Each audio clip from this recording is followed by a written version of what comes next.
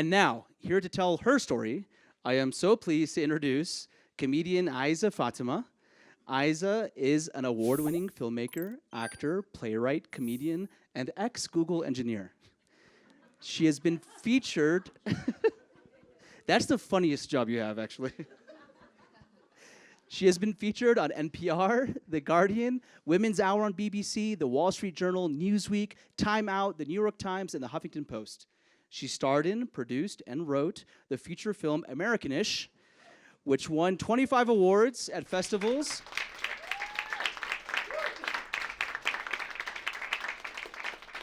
At festivals including jury awards for Best Lead Actress, Best Narrative, and several audience awards. Americanish was released by Sony International for worldwide distribution in November 2023. And of course, Aizzah has another hat, which is leading and guiding our Building Bridges Fellows at ISF. So please, without further ado, welcome Aizzah Fatima. Thank you. Oh my goodness, look at this beautiful, diverse room of people. Representing actual America, right? This is what America looks like for now, until we all get relocated to Greenland. I'm glad you guys are laughing. You're awake. Amazing. All right. You guys, make some noise if you're Muslim. Oh my God. Make some noise if you're non-Muslim. Wow, we're going to convert you all, so get ready. We're at the Muslim house. You guys, my name is Aizzah, okay? But people call me lots of different names, all right? My dad calls me his little princess. I know. My mom calls me, you got fat. Yeah, growing up was hard. You guys, I am one of 9 kids. I have 2 sisters. Both of them inherited my mom's good looks, and then I inherited my dad's hairy back. Yeah, I, was super popular in high school, actually, because I was the only kid who could grow a mustache thick enough to rent R-rated movies. Kids would love me for that. They would call me Super Mario. Yeah, but it's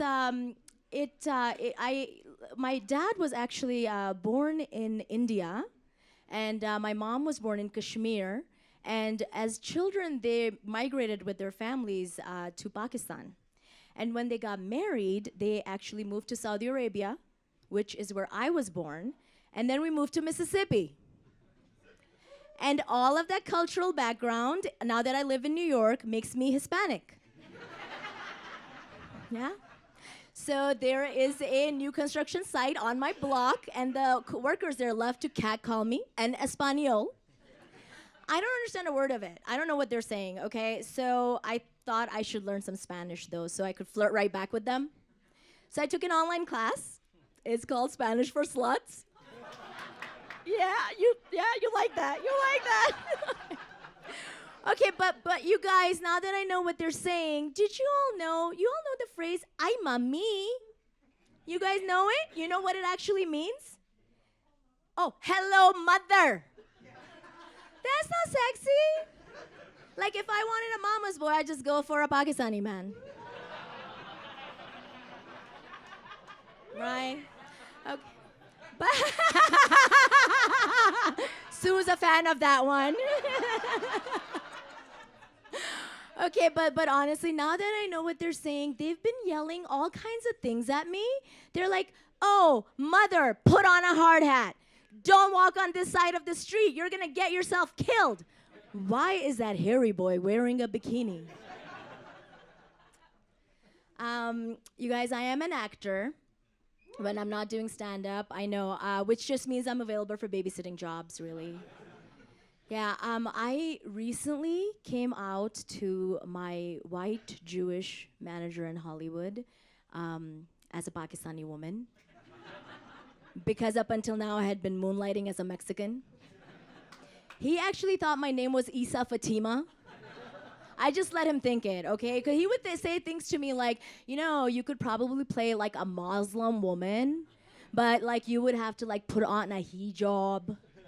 And I would be like, ay, Dios mío. When I first met him, you guys. I walked into his office. He took one look at me and he was like, oh, hola. So I was like, hola, ¿cómo estás? Bien? ¿Y tú? Like, I don't speak a word of Spanish, right? So I started just throwing out all the Spanish words I could think of. I was like, hola, me llamo Dora, soy la mapa. Like, by the end, I was quoting Bad Bunny lyrics. Girls gotta eat, right?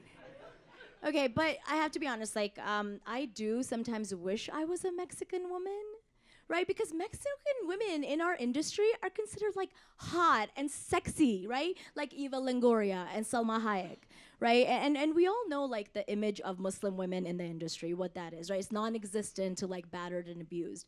So I recently like turned to my new writing partner, ChatGPT. This joke is from Mohammed. He loves AI. So I asked ChatGPT to come up with sassy stage names for a Pakistani female comedian. Okay? And the first option it gave me was Tandoori Spice. Yes. Yes, like the kind you put on chicken. And then the second option, I don't know which one was more offensive. The second option was anti-acid. And I couldn't figure out if it meant like the kind you eat after you have tummy troubles from the tandoori spice. You know, or the kind sometimes, you know, some men in Pakistan on a woman to tell her they love her. I don't know. I was like, you're just being racist, ChatGPT. What? I know, but I do, you guys, sometimes I actually do wear the hijab. Those of you who are Muslim in the room, like you wear the hijab sometimes. When you pray, when you go to the mosque on a religious holiday, right? Sometimes we all wear the hijab. So the other day I was wearing it. I was walking outside, and this man, he said, take that filthy symbol of oppression off your head. That was my dad.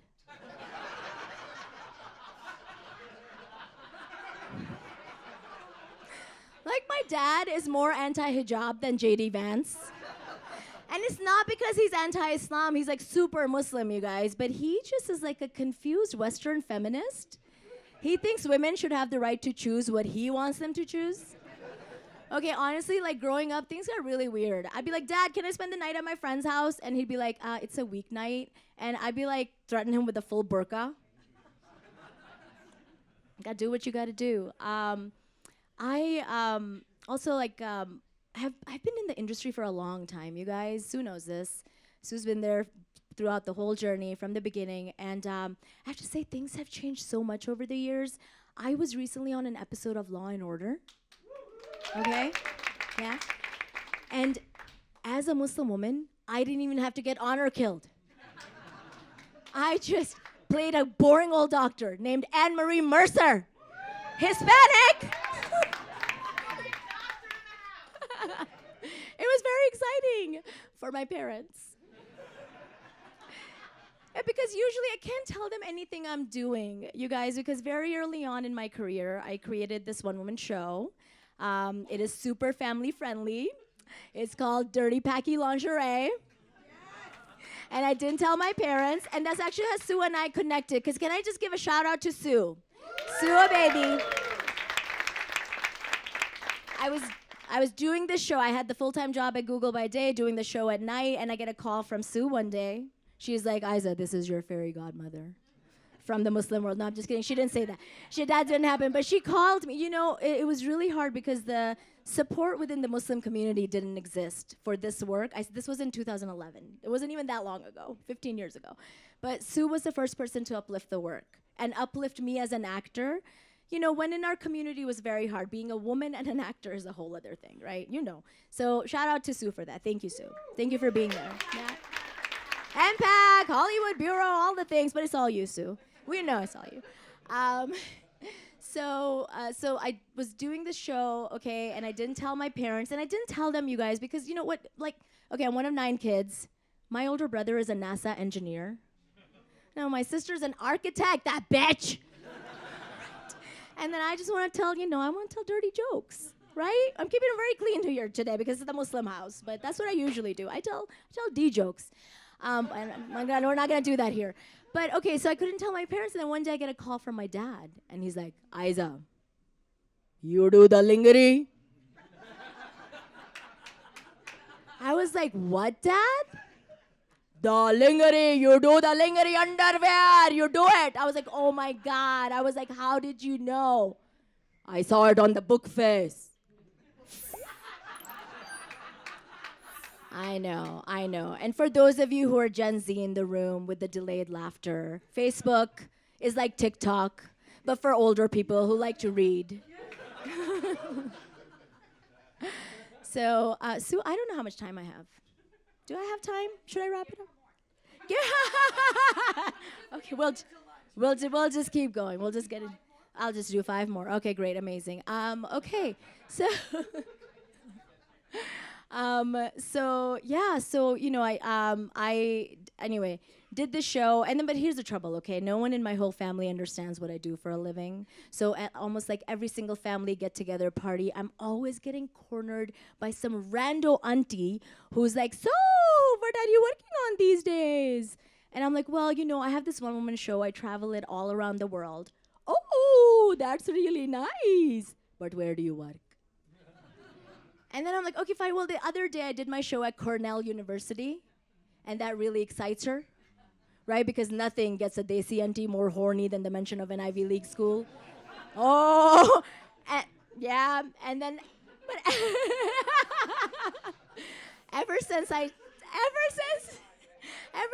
did that one show at Cornell University, you guys know my dad has been going around telling all of his friends, she is lecturer at Cornell University. Which like really pisses me off because I'm like, well, if you're gonna lie really, really big. Why did you have to like, you know, make me a low-level lecturer? He could have been like, you know, I'm a doctor at Cornell University, right? I guess I should just be happy he wasn't like, she cleans toilets at Cornell University. I know you are from Mississippi. Are there any other Southerners in the house tonight? Oh my God, where are you guys from? North Carolina? All right, that's a mostly civilized little, yeah, kind of, sort of, but not really. Anybody else? Any other, yeah? Oh my God, where in Mississippi? No way. Okay, big town in Mississippi, all right, because I grew up in a very tiny town with more cows than people.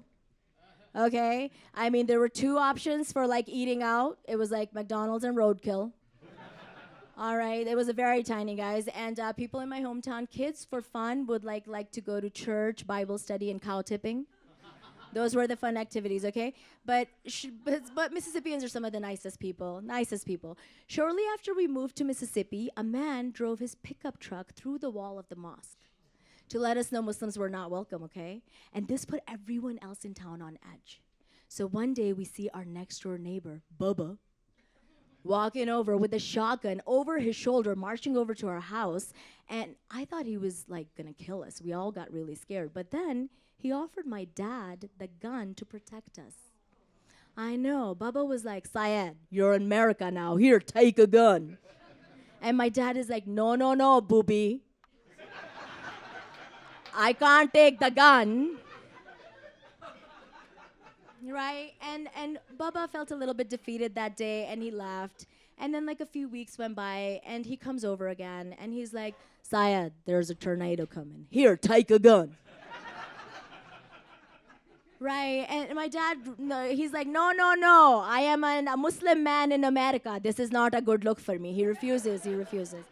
So then like a few months go by, and it's winter time, and we all had a really bad flu going through the house, like our whole 9 kids, my parents, everybody. And Bubba comes over with a pot of soup, and he's like, my wife made you all some soup, and here, take a gun. This is just the kind of guy Bubba was, always there in a pinch. You know, I have to say, over the years, my dad's and Bubba's relationship has really blossomed into this deep friendship.